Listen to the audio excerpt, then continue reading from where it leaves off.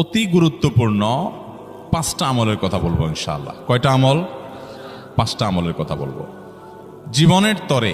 এই 5টা আমল সারা জীবন নিয়মিত আঁকড়ে ধরবেন, আমল করবেন।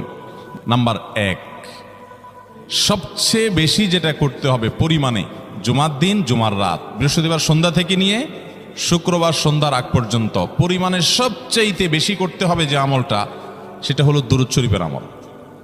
কিসের আমল? ভাইরা, দুরূদ এমন একটা আমল, আপনি যদি শুধু দুরূদের এই আমলটাকে আঁকড়ে ধরেন, সবসময় আপনার মুখ দিয়ে দুরূদ বের হতে থাকে, পড়তে থাকেন, তো নবী করিম সাল্লাল্লাহু আলাইহি সাল্লামের ভাষ্য অনুযায়ী, তার ওয়াদা অনুযায়ী, ইদান তুকফা হাম্মুক ওয়া তুগফার যামবুক, তোমার যত পেরেশানি আছে নবী সাল্লাল্লাহু আলাইহি সাল্লাম বলেছেন, এই সব পেরেশানি দূর করার জন্য এই দুরূদের আমলটা যথেষ্ট হবে ইনশাআল্লাহ।